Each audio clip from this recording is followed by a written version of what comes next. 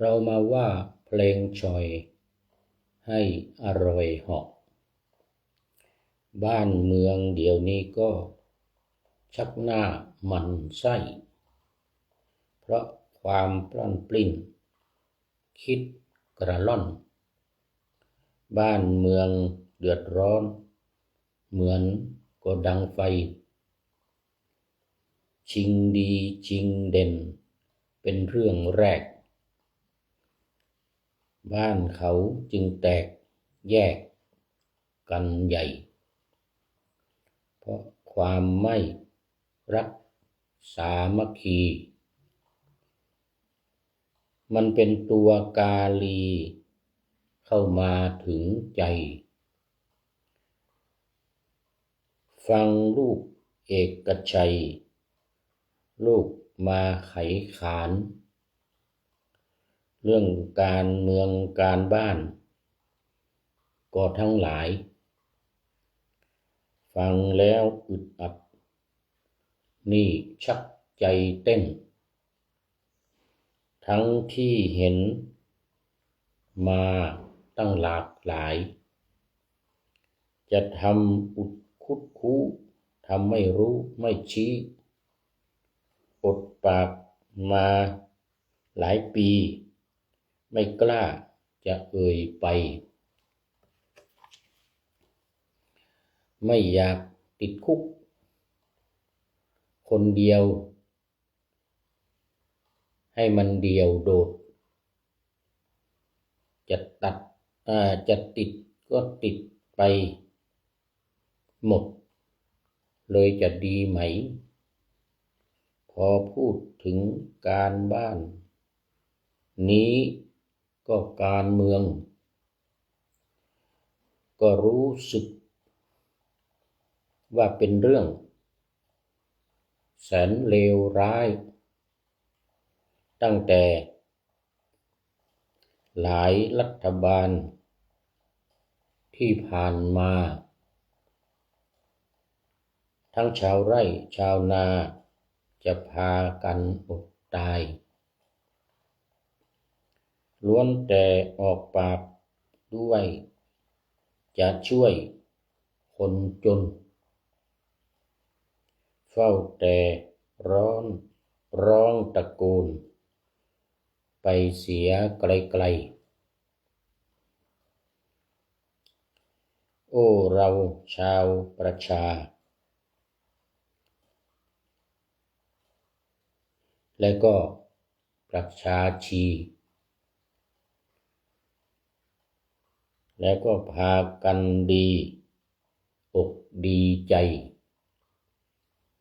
ว่ารัฐบาลจะช่วยแต่แล้วมันก็ป่วยการจะรอรัฐบาลจนฉันบานเป็นบ้าสบาย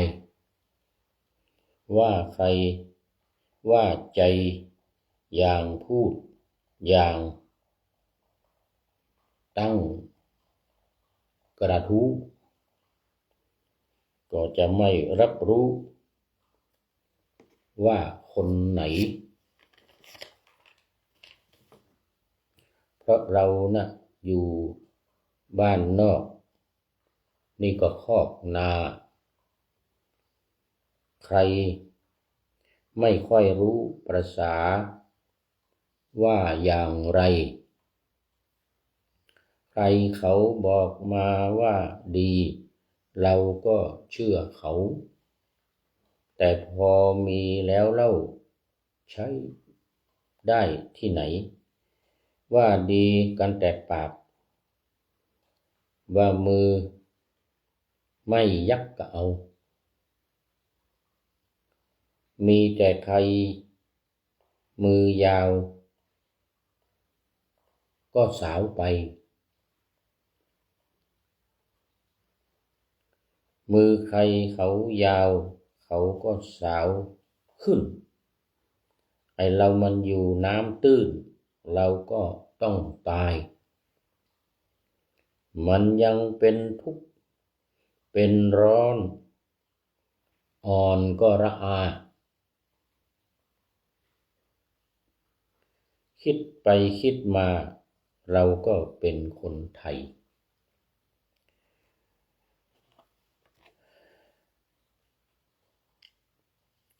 วันก่อนไม่ดีวันนี้อาจจะดีลองดูอีกทีก็ในยุคใหม่ถ้าหากว่าผู้ใหญ่ในบ้านในเมืองไม่เอาราวเอาเรื่องกับลูกหลานทั้งหลายมัวแต่เอาเรื่องเขาว่าแต่กล่าว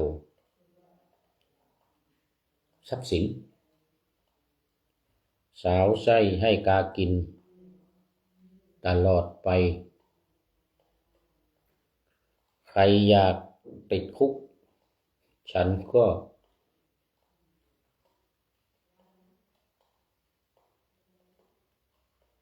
ยืนคิดนี่ไม่ใช่ฝันจิตนี่มันเอกชัยขอถวายความน้อมน้อมแด่พระรัตนตรัยมีพระพุทธเจ้าเป็นต้นขอถวายความเคารพพระมหาเถระพระเถรานุเถระ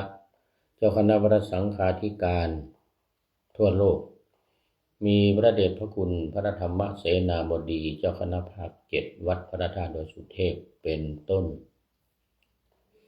และขออำนวยพรแด่ท่านผู้ฟังท่านผู้ชมสาธุชนพุทธบริษัททั้งหลายมี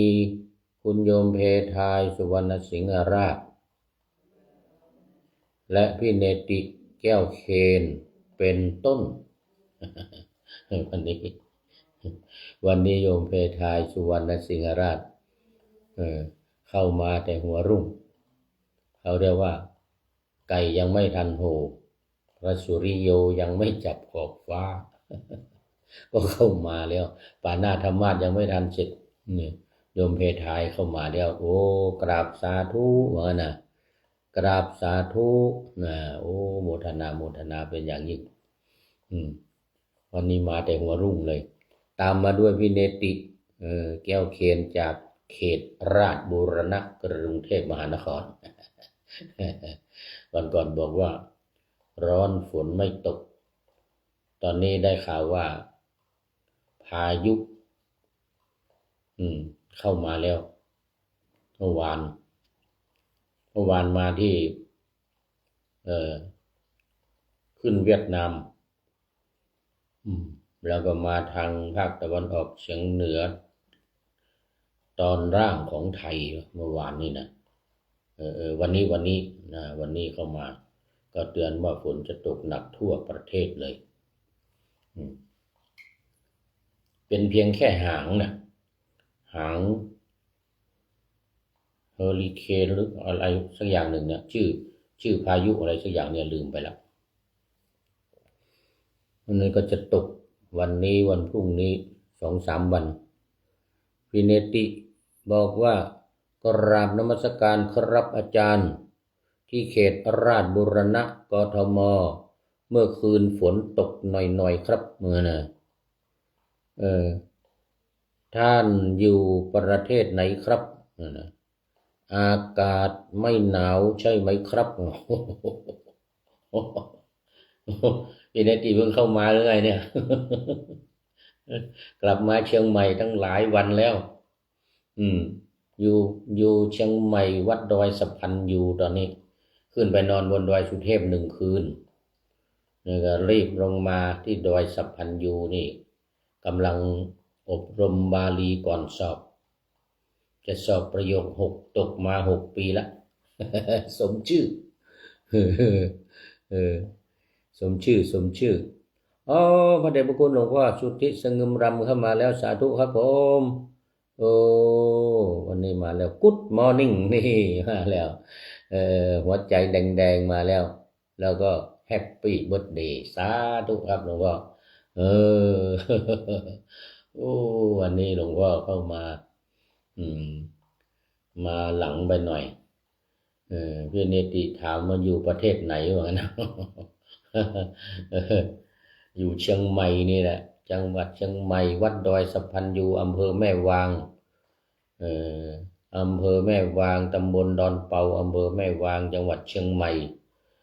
นะแล้วก็นี่ออกอากาศมา2-3 วันแล้ว2-3 วันแล้วอยู่เชียงใหม่ตอนนี้กำลังสอบนักธรรมชั้นโทชั้นเอกวันนี้วันที่9พรุ่งนี้อีกวันหนึ่ง4 วันสอบนักธรรม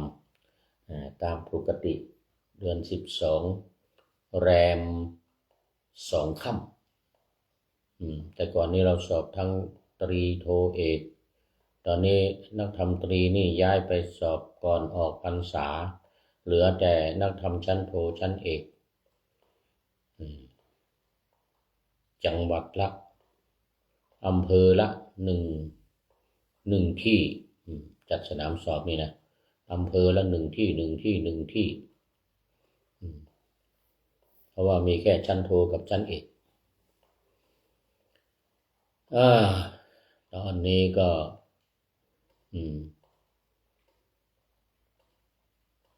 ไม่มีอะไรประชาสัมพันธ์ รายการวันนี้นาวาวังทองภาคบ่ายวัดพระธาตุดอยสุเทพนี่ก็บ่ายโมงถึงบ่าย2 โมง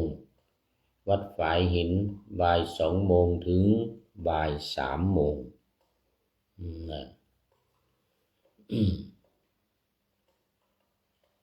เป็นรายการจากโครงการปูทางสู่การตื่นรู้ธรรมนาวาวังของสำนักพระราชวังพระเดชพระหลวงพ่อพระธรรมเสนาบดีเจ้าคณะภาค7ก็รับนโยบายของสำนักพระราชวังมานำมาออกอากาศเผยแพร่ให้มันกว้างขวางขอต้อนรับคุณโยมภักดีอวดสุขไวสาตุรุ่งเคยไปเที่ยวงานวันปะแป้งระบายสีคนอินเดียก่อครับไปทุกปีไปร่วมทุกปีงานปะแป้งระบายสีของอินเดียนี่นะเขาเรียกว่าโฮลี่เขาเรียกว่าโฮลี่ เดือนมี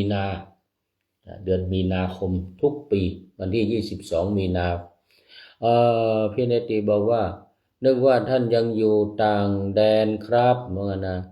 อำเภอแม่วางชอบมากครับเทือกเขาเหมือนในสวิตเซอร์แลนด์เลยครับโอ้โหนี่นะอำเภอแม่วางนี่นะเหมือนสวิตเซอร์แลนด์นะ เสียท่าอาจารย์ยังไม่ได้ไปสวิตเซอร์แลนด์น่ะวันนั้นเกือบจะไปละเขาห้ามตอนนั้นอยู่ที่เยอรมันเขาห้ามไม่ให้ไปเพราะว่าถ้าไปคนเดียวเนี่ยอย่าไปอันตรายต้องไปกัน2 คนหรือ3 คนว่างั้นนะที่ว่าท่านยังอยู่ต่างประเทศอันเดิมนี่FC ตัวจริงเข้ามาแล้วสุริยันคำปาท่านสุริยันวัดพระธาตุดอยสุเทพมีอะไรจะมาประชาสัมพันธ์เนาะวันนี้ โมทนา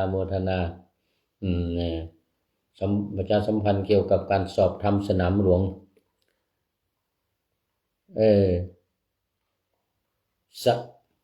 เดี๋ยวก่อนสมณศักดิ์หรือเปล่าเนี่ยสมานศักดิ์สมานศักดิ์ศรียานะสาธุเจริญพรคุณโยมสมานศักดิ์ศรียานะนี่ไม่เห็นนานแล้วน่าจะเป็นปีรู้สึกว่าเข้ามาสมัยที่อยู่อินเดียปีที่แล้วนี่กำลังมานี่สมานศักดิ์ ศรียานะนี่นะปีที่แล้วอยู่อินเดียโอ้โมทนาอยู่อินเดียก็เนี่ยคุณโยมสมานศักดิ์ศรียานะนี่เข้ามา มันจะ1 ปีแล้วนะเนี่ยโอ้เดี๋ยวก่อนใช่1 ปีแล้วช่วงนั้นเดือนตุลาที่ประเทศอินเดียจำได้ โมทนากับทุกท่านตอนนี้ก็เข้ามาสู่เนื้อหาสาระของธรรมะในรายการธรรมะนาวาวังแต่ชื่อรายการของเรานี่คือนาวาวังทองเพิ่มคำว่าทองเข้ามาเพราะว่าทองกำลังมีค่าปีที่แล้วนี่ทองกำลังขึ้นราคาก็เลยรายการธรรมะของเรานี่มันเหมือนกับทองคำเลยนะ ก็เลยตั้งชื่อว่านาวาวังทองแต่ว่าตามปกติก็เป็นเนี่ยของธรรมนาวาวังนะธรรมนาวาแล้วก็วังคือสำนักพระราชวังนำมาเผยแพร่จากสำนักศึกษาธรรมโดยธรรมนาวาของท่านอาจารย์เจ้าคุณพระราชยานวชิรชิโนดมหรือท่านเจ้าคุณอาจารย์ต้นทวีวัฒน์จารุวรรณโนเจ้าสำนักศึกษาธรรมโดยธรรมนาวาทางสำนักพระราชวังก็นำมาเผยแพร่แล้วก็ประชาสัมพันธ์ไปทั่วโลกทั่วประเทศไทยไม่พอทั่วโลกตอนนี้คือ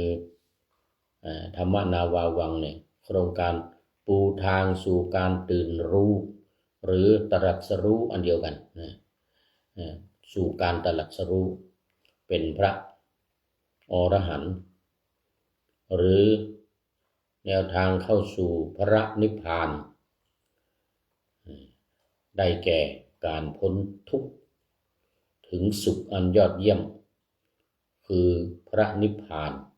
ดังพระบาลีว่านิพพานังปรมังสุขขังพระนิพพานเป็นสุขอย่างยอดเยี่ยมก็คือมันไม่มีทุกข์มันไม่มีทุกข์พ้นจากทุกข์เพราะฉะนั้นโครงการปูทางสู่การตื่นรู้นี้จึงมีเป้าหมายในการให้พ้นจากทุกข์แล้วก็จะเป็นสุขอย่างยอดเยี่ยมหรืออย่างถาวรหรืออย่างยิ่งตามศัพท์ว่าปรมานิพพานังปรมังสุขขังนี่แหละแล้วตอนนี้ก็บรรยายมาถึงช่วงของการปฏิบัติเดินจงกรมนี่เขาจะมีแค่เดินกับนั่งนะของสำนักพระราชวังนี่นะมีเดินกับนั่ง2 อย่างไม่มีนอนไม่มียืนไม่มีกราบอะไรมีเดินกับนั่ง2 อย่างตอนนี้ขอต้อนรับคุณโยมที่จะนำปากกาว่าเฮียนี่จากสาธารณรัฐประชาธิปไตย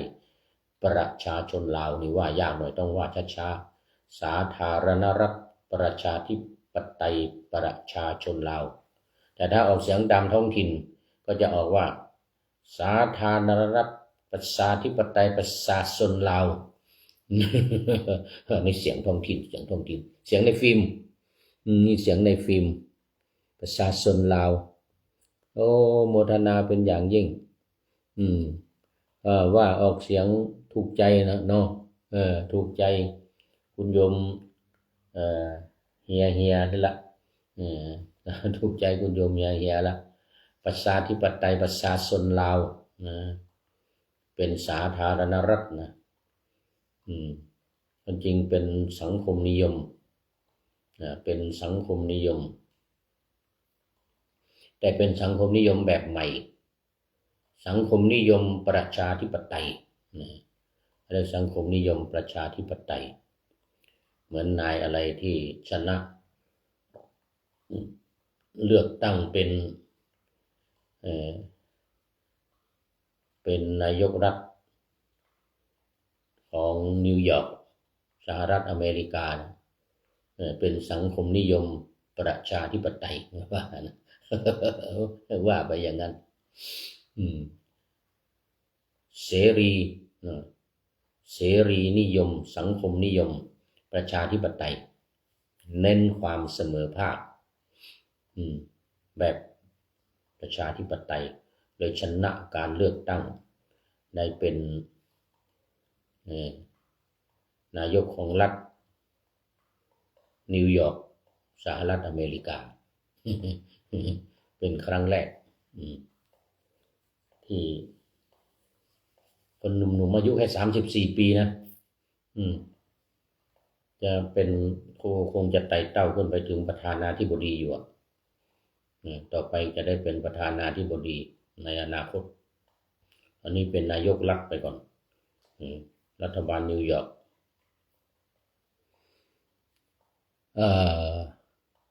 เป็นเหมือนเดียวกันกับประเทศลาวเรานี่แหละสาธารณรัฐประชาธิปไตยประชาชนลาวเนี่ยนะเป็นสังคมนิยมประชาธิปไตยเอาละตอนนี้ก็เข้ามาสู่เนื้อหาของธรรมะในรายการเดี๋ยวมันจะหมดเวลามัวโอเอวิหารลายมากไปเอาต้อนรับอีกท่านหนึ่งก่อนคุณโยมฝนศรีลามาจากเชียงใหม่นี่แหละอำเภอแม่แจ่มอำเภอแม่แจ่มบอกกราบสาธุสาธุสาธุเจ้านี่คนเมืองเรามาจากอำเภอแม่แจ่มจังหวัดเชียงใหม่ฝนตกระวังเนอะตอนนี้เขาประกาศว่าฝนจะตกทั่วประเทศไทยเพราะว่าพายุใหม่เข้ามาแล้วแค่หางมันเข้ามาทางภาคอีสานตะวันตกใต้อีสานใต้ลงมาโคราชสระบุรีเข้ามาใจกลางประเทศไทยแล้วตอนนี้ฝนก็จะตกระยะ3 วันนี้ระยะ3 วันนี้ฝนจะตกหนักตกมากต้องระวังเรื่องน้ำท่วมน้ำหลากแล้วก็เห็น2-3 วันมานี้ที่อาการหนักท่วมติดต่อกัน2 วัน5 ครั้งแล้วนะปีนี้รับมา5 รอบแล้วลืมไป นึกไม่ออกแล้วเมื่อวานนี้ลงข่าวโดนมา5 รอบแล้วว่างั้นนะรอบนี้เป็นรอบที่5แล้วเก็บของหนีน้ำกันใหญ่เลยอีกท่านหนึ่งคำมูล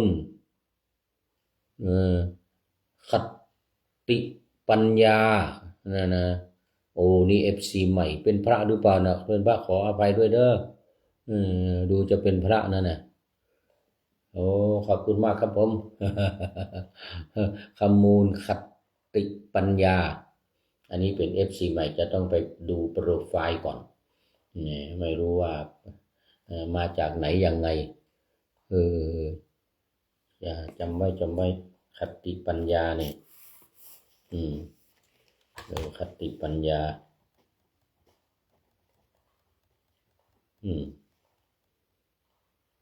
คำมูลคติปัญญาโอ้ขอบคุณมากวันนี้มากันเยอะแล้วหลักการ4 วิธีการ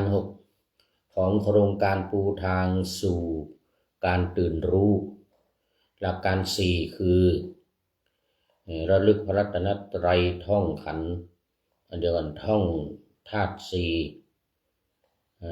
3ท่องขันธ์5และ4จัดการเกิดดับของขันธ์5เนี่ยลงในอริยสัจ 4อันนี้หลักการ4อย่างใหญ่หลักใหญ่ใจความ ของโครงการปูทางสู่การตื่นรู้จากสำนักพระราชวังแล้วก็วิธีการ6ก็เพิ่มข้อ3กับข้อ5เข้ามาคือการพิจารณากาย6ขั้นตอนข้อ5การเรียนรู้ขันธ์5ให้เข้าใจชัดเจนแล้วก็เลื่อนข้อที่3ไปเป็นข้อที่4คือการท่องขันธ์5แล้วข้อที่4ไปเป็นข้อที่6คือการจัดขันธ์5ลงในอริยสัจ4นะลงในอริยสัจ4ซึ่งก็เป็นธรรมะในพระพุทธศาสนาเป็นหัวใจของสมถกรรมฐานและวิปัสสนากรรมฐานเลยทีเดียวอย่างข้อที่1เนี่ยเอามาจากพุทธานุสตินะระลึกถึงพระพุทธเจ้าระลึกถึงแต่ว่ามันรวมทั้งพระธรรมพระสงฆ์ด้วยก็หมายถึงว่าอนุสตินะอนุสติ10ข้อ1 2 3พระพุทธพระธรรมพระสงฆ์ระลึกถึงพระพุทธพระธรรมพระสงฆ์โดยการท่องเลยพุทโธเมนาโถธัมโมเมนาโถสังโฆเมนาโถอย่างนี้หรือไม่ก็นัตถิเมสรณังอัญญังพุทโธเมสรณังวะรังธัมโมเมสรณังวะรังสังโฆเมสรณังวะรังพระพุทธพระธรรมพระสงฆ์เป็นที่พึ่งอันประเสริฐของข้าพเจ้าอันนี้ไว้ท่องให้ติดจับติดตาติดใจติดปากติดหูติดจมูกเลยจนมันติดใจยอมรับนอนหลับก็ท่องได้ปากไม่ต้องท่องใจท่องอย่างนี้นี่เรียกว่าเป็นวิธีการของโครงการธรรมนาวาวังของสำนักพระราชวังนี้แล้วตอนนี้ก็มาถึงภาคปฏิบัติที่พูดมา 3-4 วันนี้เป็นภาคปฏิบัติคือการนั่งกับการเดิน2อย่างมี2อย่างไม่มีการยืนเหมือนพวกเราไม่มีการนอนเหมือนพวกเราเรานี่มีการนอนด้วยมีการยืนด้วย4อิริยาบถใหญ่ๆยืนเดินนั่งนอนเนี่ยเรามีครบแต่ของสำนักพระราชวังนี้มีแค่2อย่างคือการนั่งกับการเดินและการนั่งกับการเดินก็มีการบริกรรมไม่เหมือนสำนักอื่นที่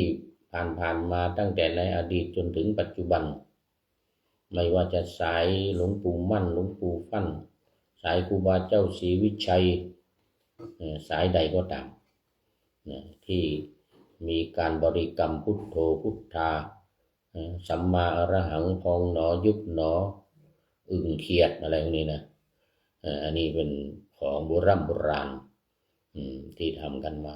แต่ของสำนักพระราชวังนี้ท่านเจ้าคุณอาจารย์ต้นเนี่ยมาทำวิจัยมา20 ปีพบว่าไม่ต้องบริกรรมไม่ต้องเนี่ยนะแต่ว่าใช้วิธีท่องจนมันจำไม่ต้องนั่งหลับตาบริกรรมท่องอะไรลืมตานี่แหละท่องให้มันจำตอนนี้ขอต้อนรับคุณโยมจากร้านมีล้านนาโอ้สาธุ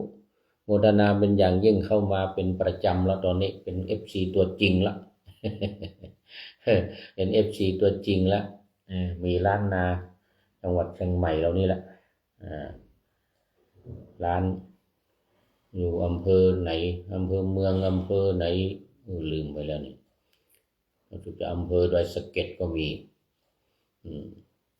น่าจะมีหลายสาขาโอ้โมทนาเป็นอย่างยิ่งนะวันนี้เข้ามาเยอะแล้วเอามาเรื่องการปฏิบัติเรื่องการปฏิบัติในแนวของโครงการปูทางสู่การตื่นรู้หรือสู่การตรัสรู้สู่พระนิพพานของเรานี่นะตามแนวทางก็คือว่าเดินการเดินเนี่ยก่อนจะเดินก็ให้ระลึกถึงพระรัตนตรัย ให้แม่นยำก่อนให้จำติดตาติดใจจริงๆก่อนพุทโธธัมโมสังโฆนี่นะพุทโธเมนาโถธัมโมเมนาโถสังโฆเมนาโถนี่ให้มั่นคงแน่นแฟ้นเสร็จแล้วจึงเริ่มเดินพอเดินก็โอ้นี่คุณโยมสายสมรมาแล้วจันอุตรดิตถ์เบญจกุลคุณโยมสายสมรเบญจกุลมาพร้อมกับดอกบัวสีชมพูสีวันเกิดของผู้พูด โอ้โมทนาเป็นอย่างยิ่งสาธุสาธุสาธุนี่คุณโยมสายสมรเบญจกุลจากจังหวัดอุตรดิตถ์ FC ตัวจริง ของรายการเราทุกรายการไม่ว่าจะเป็นรายการนาวาวังทองธรรมทัศน์พระไตรปิฎกลอยฟ้าหรือธรรมะหลังธรรมวัดเย็นคุณโยมสายสมร FC ตัวจริงเข้ามาทุกรายการทั้งกลางวันทั้งกลางคืนไม่ว่าจะออกเวลาไหนก็ดีตี 2 ตี 3ก็ยังเข้ามาแต่แล้วก็หลับต่อ โมทนาเป็นอย่างยิ่งมาการยืนก็ขอไปยืนไม่มีการเดินกรรมฐานของสำนักศึกษาธรรมโดยธรรมนาวาคือเดินไปก็ให้ท่องไปเดินไปท่องไปตามวิธีการของธรรมนาวาวังนี่นะเดินไปก็ท่องไปไม่ต้องบริกรรมพุทโธพุทโธหรือสัมมาอรหังหรือซ้ายย่างหนอขวาย่างหนออะไรทั้งนั้นให้ปฏิบัติตามหลักการ4วิธีการ6นี้อย่างเคร่งครัดขณะที่เดินเนี่ยเมื่อวานนี้ก็เล่ามาถึงขันธ์ห้าซึ่งอยู่ในข้อที่3ของหลักการนะการท่องขันธ์ห้าแล้วก็เอามาท่องขณะที่เดินเนี่ยเมื่อวานนี้มาถึงข้อที่2คือเวทนาข้อที่1รูปข้อที่2เวทนาข้อที่3สัญญาวันนี้มาต่อเรื่องสัญญาสัญญานี่เขาเรียกว่าสัญญา10โอ้สัญญามี10อย่างก็เอามาท่องขณะที่เดินเนี่ยไม่ต้องหลับตาเดินไปท่องไปมีอนิจจสัญญาเป็นต้นนี่นะสัญญาเนี่ยความจำได้หมายรู้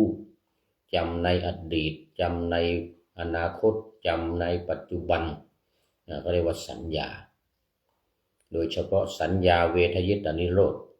หลังจากการเข้าฌานถึงฌานที่8ออกจากฌานที่8แล้วก็เข้านิโรธสมาบัติเรียกว่าสัญญาเวทยิตานิโรธคือการจำในเรื่องของการดับสัญญาเวทยิตานิโรธอันนี้ก็เป็นสัญญาเหมือนกันแต่สัญญาในเนี่ยในขันธ์5เนี่ยมันเป็นนามธรรมสัญญานี้มันเป็นนามธรรมเดี๋ยวดูเวลาเดี๋ยวจะหมดเวลานะนี่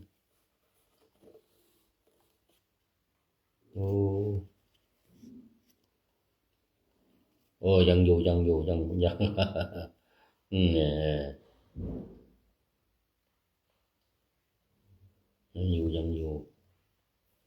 ดี๋ยวก่อน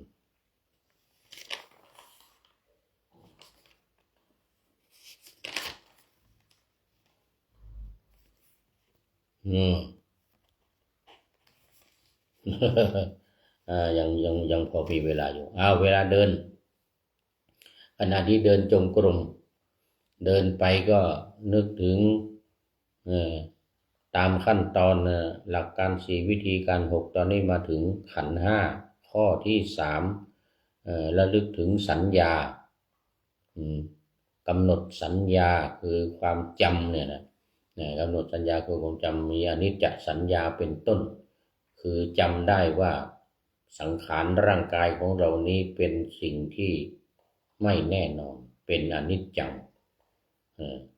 ทุกสิ่งทุกอย่างไม่แน่นอนไม่มั่นคงไม่ถาวรต้องมีเกิดมีแก่มีเจ็บมีตายมีความเปลี่ยนแปลงอยู่ตลอดเวลาเรียกว่า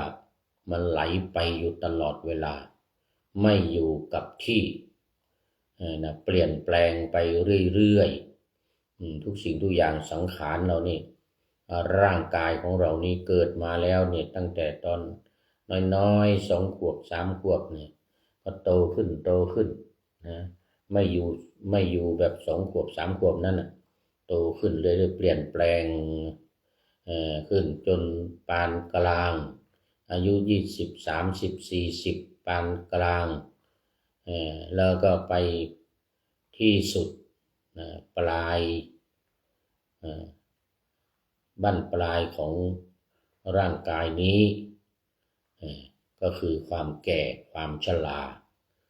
ย่อมจะเข้ามาเยือนร่างกายนี้คือความเปลี่ยนแปลงกลายเป็นคนเฒ่าคนแก่คนชราไปหลังจากที่อยู่เป็นคนหนุ่มคนสาว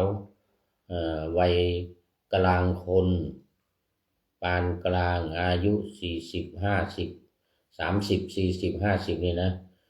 เกิน50ขึ้นไปก็เป็นคนแก่แล้ว60 70อย่างผู้พูดนี่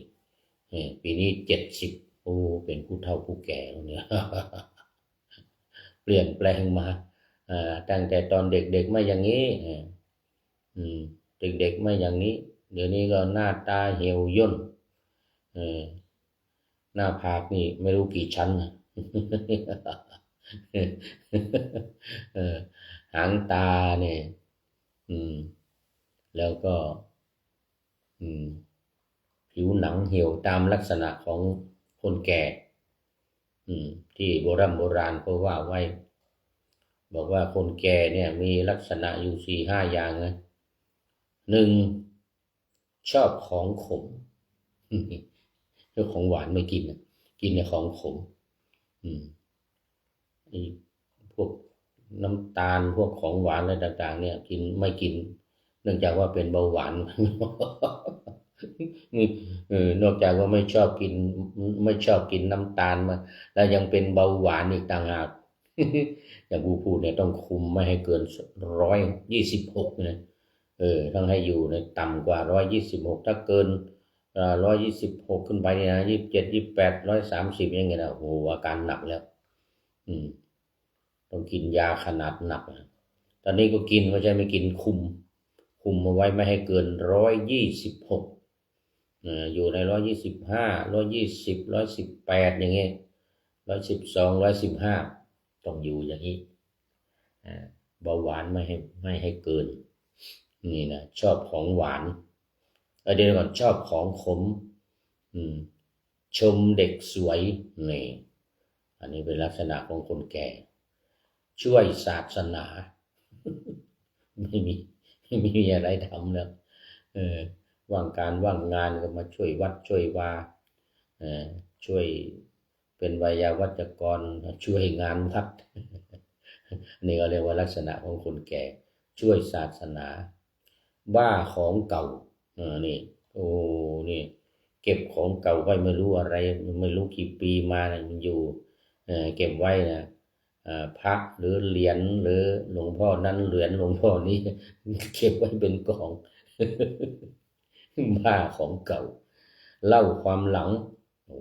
นี่เจอกันก็คุยกันบางคนคุยกันเป็น10 ชั่วโมงเนี่ยนั่งคุยเรื่องเก่าเรื่องหลังสมัยนั้นเป็นอย่างนั้นสมัยนี้เป็นอย่างนี้ฮะนี่คนแก่ลักษณะคนแก่เล่าความหลังผิวหนังเหี่ยวนี่โอ้นี่ผิวหนังเหี่ยวหมดแล้วนี่ทั้งตีนทั้งมือทั้งแข้งทั้งขาเหี่ยวหมดแล้วผิวหนังเหี่ยวเยี่ยวไม่พ้นตีน โอ้เนี่ยมันลักษณะของคนแก่เป็นอย่างนั้นนะอืมนี่ก็เรียกว่าพิเดินไปก็พิจารณาไปอย่างนี้แหละพิจารณาถึงสังขารถึงร่างกายถึงขันธ์ห้านี่ร่างกายขันธ์ห้าพร้อมกับเรื่องของคันจมูก เดินไปก็คันจมูกไปนึกไปเรื่องของสังขารร่างกายนี่นะขันธ์ห้าข้อที่สามสัญญาความจำข้อที่สี่สังขารเรื่องของสังขารเรานี่พิจารณาถึงสังขารเราไปเรื่อยๆว่าจะต้องมีการอยู่ในอนิจจังทุกขังอนัตตาสามอย่างนี่นะเรียกว่าไตรลักษณะอยู่ในสามอย่างว่าสังขารของเราเนี่ยมันเกิดแก่เจ็บตายอยู่ในความไม่เที่ยงอนิจจังสองเป็นทุกข์เดี๋ยวนี้เป็นทุกข์เหลือเกินเวลานั่งนานๆนี่ตอนนี้นั่งนานก็แข้งบวมเท้าบวมอีกต้องสลับเวลาอ่านหนังสือท่องหนังสือต้องนอนท่องนอนดูแล้วก็ยกเท้าขึ้นให้สูงกว่าหัวของเรานอนนี่เรายกเท้าขึ้นสูงกว่าหัวของเราให้เลือดลมมันไหลย้อนลงมาจากเท้านี่นะให้ลงมาในลำตัวของเรานี่แต่นานๆก็ไม่ดีนะเดี๋ยวขึ้นหัวอีกนะเอาหัวมันหยุดต่ำไหลลงมาก็เป็นระยะนะเป็นระยะเป็นขนาดพอดีอย่าเกินไปก็ไม่ได้ยังยกเท้าขึ้นทุกวันถ้ามีถ้าเวลาใดนอนเนี่ยต้องยกเท้าขึ้นสูงกว่ายกเท้าขึ้นสูงเอาหัวลงต่ำบางทีขอไปบางทีก็ถ้าทางเท้ามันไม่สูงมากเลยก็ต้องไม่หนุนหมอนเอาหมอนไปหนุนเท้าแทนหัวเหนื่อยนี่ก็คือลักษณะของสังขารของคนเราเป็นอย่างนี้ในขันธ์ห้าเนี่ยรูปเวทนาสัญญาสังขารวิญญาณก็พิจารณาถึงวิญญาณถึงสังขารในขันธ์ห้าเนี่ยเอามาท่องไปเดินไปท่องไปขันธ์ห้ามีอะไรบ้างอันไหนเป็นรูปอันไหนเป็นนามเนี่ยนะ2 3 4 5นี่เวทนาสัญญาสังขารวิญญาณนี้เป็นนามรูปมีข้อเดียวคือข้อหนึ่งคือรูปเพราะฉะนั้นตัวเรานี่ประกอบไปด้วยรูปกับนาม2อย่างเรียกว่าขันธ์ห้าพิจารณาให้เข้าใจชัดเจนแจ่มแจ้งไม่ให้ไปยึดติดนะมีอุปาทานไม่ได้มันเป็นทุกข์อีกปัญจุปาทานขันธาทุกขาความทุกข์นี่เพราะว่าการเข้าไปยึดมั่นถือมั่นในขันธ์ห้าต้องปล่อยวางไม่ไปยึดไม่ไปติดแต่ก็ดูมันไม่ใช่ไม่ดูมันเป็นไปตามธรรมชาติเป็นไปตามสิ่งที่มันจะเป็นดูไปจนตายแก้ไขอะไรไม่ได้ก็ต้องดูไปอย่างนั้นแล้วก็ปล่อยวางไม่ไปยึดถือไม่ไปยึดติดไม่ว่ามันจะเจ็บจะปวดจะร้อนจะรนอะไรยังไงก็ตามปล่อยมันไปตามเรื่องตามราวดูมันให้ดูมันไว้ว่ามันเป็นอะไรมันเจ็บยังไงมันปวดตรงไหนก็ดูเข้าไว้เรียกว่าสังขารส่วนข้อสุดท้ายวิญญาณเวลาเราเดินไปนี่ก็ระลึกถึงวิญญาณนะแต่ถ้าในฌานองค์ที่5นี่มันองค์ที่6เนี่ยมันจะเป็นวิญญาณหาที่สิ้นสุดไม่ได้นะการพิจารณาอยู่ในองค์ฌานที่6เพราะนั้นแต่วิญญาณตัวนี้แปลว่ารู้แจ้งก็พิจารณาไปว่ารู้แจ้งยังไงรู้แจ้งทางไหน รู้แจ้งนี่คือรู้ผ่านทางตาทางหูทางจมูกทางลิ้นทางกายและทางใจคือรู้ผ่านทางตาเช่นเห็นรูปรูปนั้นรูปนี้สีขาวสีดำก็ตามรูปผู้หญิงรูปผู้ชายรูปอะไรต่างๆผ่านตาเข้ามานี่ก็ให้เรานึกถึงว่าโอ้นี่รูปนะคือวิญญาณคือที่อยู่ภายในเนี่ยอยู่ที่ก้อนหัวใจของเราเนี่ยไอ้ตัววิญญาณเนี่ยมันรู้ผ่านทางตาถ้าตาเห็นก็ไอ้ตัวนี้จะรู้หูได้ยินเสียงเนี่ยไอ้ตัวนี้มันจะรู้ผ่านทางหูนี่นะเป็นเสียงอะไรเสียงผู้หญิงเสียงผู้ชายเสียงเพลงเสียงพูดหรือเสียงต้นไม้เสียงน้ำเสียงฝนตกเสียงอะไรก็ตามใจเนี่ยไอ้วิญญาณเนี่ยมันจะรู้ผ่านทางหูของเราอย่างนี้เป็นต้นกลิ่นก็วิญญาณจะรู้ภายในก็รู้ผ่านทางจมูกเมื่อกลิ่นเข้ามากระทบจมูกมันเป็นกลิ่นเหม็นกลิ่นหอมหรือเป็นกลิ่นอะไรยังไงแต่ที่ชอบใจส่วนใหญ่จะเป็นกลิ่นหอมอย่างนี้นะก็กำหนดไปอย่างนี้แล้วก็ไม่ไปยึดถือไม่ไปยึดมั่นถือมั่นมันจะเป็นอะไรยังไงก็ปล่อยมันเป็นไปทางหูทางจมูกกลิ่นลิ้นก็จะรู้รสคือวิญญาณเนี่ยมันจะรู้ผ่านทางลิ้นขมหรือเค็มหรือเปรี้ยวหรือหวานนี่จิตมันจะรู้ผ่านทางลิ้นเมื่อมีอะไรมากระทบลิ้นนะดังนั้นมันจึงเป็นเรื่องของภายในล้วนๆเลยภายในตัวของเรานี่แหละเวลาเดินจงกรมเนี่ยเดินไปก็นึกไปคิดไปเนี่ยถึงขันธ์ห้าถึงวิญญาณตั้งแต่รูปไปรูปเวทนาสัญญาสังขารวิญญาณทั้งห้าอย่างนี้เป็นขันธ์เป็นตัวของเรานี่ตัวของเราเนี่ยมีห้าอย่างนี้เท่านั้น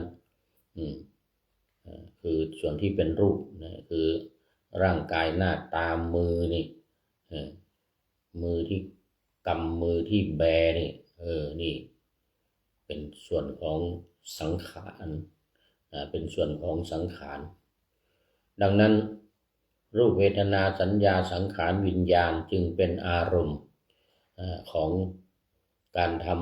ำกรรมฐานเดินกรรมฐาน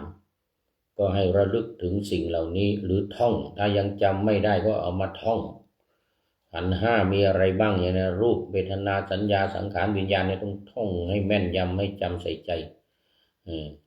อะไรเป็นรูปอะไรเป็นเวทนาอะไรเป็นสัญญาสังขารวิญญาณดังที่กล่าวมานี้วิญญาณนี่ก็ให้รู้ว่าคือวิญญาณหกผ่านทางตาหูจมูกลิ้นกายและใจผ่านหกทางนี้เรียกว่าเป็นวิญญาณเป็นวิญญาณหกอย่างตาหูจมูกลิ้นกายและใจ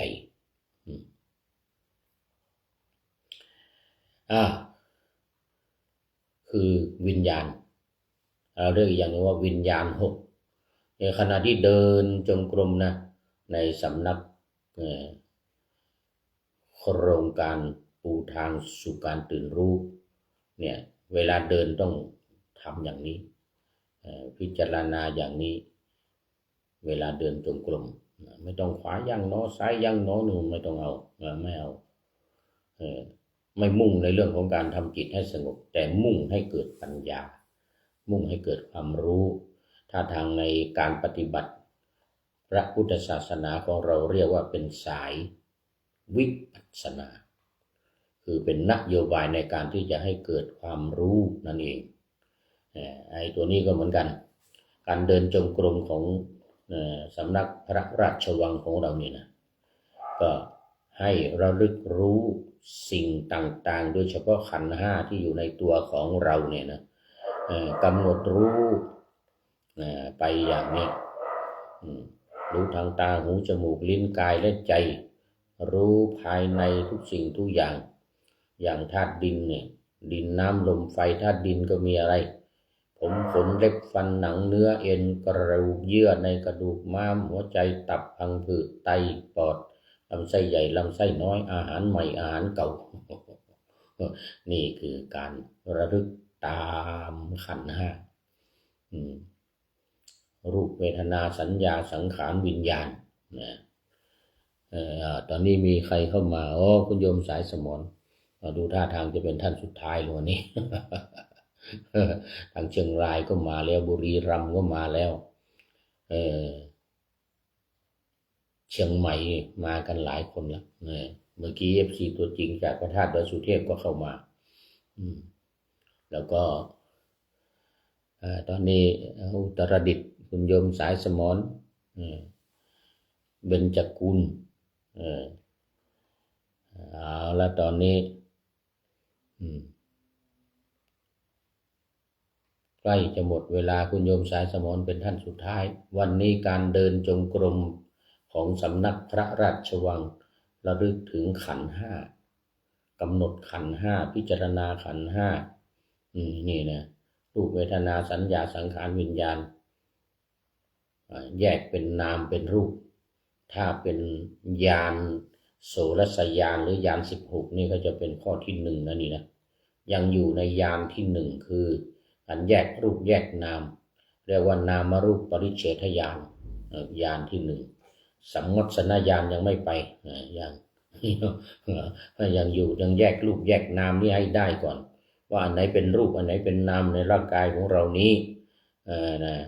รูปก็คือสิ่งที่เราเห็นอยู่เนี่ยถูกได้จับต้องได้มองเห็นจับต้องได้แต่ถ้าเป็นเวทนานี่มองไม่เห็นนะ เวทนาเนี่ยนะความรู้สึกเป็นสุขเป็นทุกข์ไม่สุขไม่ทุกข์อย่างเงี้ยนะหรือสุขกายสุขใจทุกข์กายทุกข์ใจหรืออุเบกขาเฉยๆวางเป็นกลางไม่ทุกข์ไม่สุขหรือที่เรียกว่าในเวทนาสาวะทุกขมสุขเวทนาอย่างนี้เพราะฉะนั้นการเดินจงกรมแบบของสำนักพระราชวังเนี่ยเดินก็คำนึงคิดถึงเรื่องราวในกายของเรานี้ยาววาหนาคืบกว้าง1 ศอกยาว1 วาหนา1 คืบในนี้เท่านั้นไม่ต้องไปในที่อื่นไม่ต้องไปในที่อื่นทั้งส่วนที่เป็นเวทนาส่วนที่เป็นสัญญาส่วนที่เป็นสังขารทั้งส่วนที่เป็นวิญญาณมันอยู่ในนี้ทั้งนั้นไม่ต้องมองออกไปข้างนอกนะเอาได้ว่าไม่ต้องมองออกไปข้างนอกวันนี้หมดเวลาคุณโยมสายสมรเป็นท่านสุดท้ายเข้าสู่เส้นชัยของรายการวันนี้ขอโมทนาเป็นอย่างยิ่งและทุกท่าน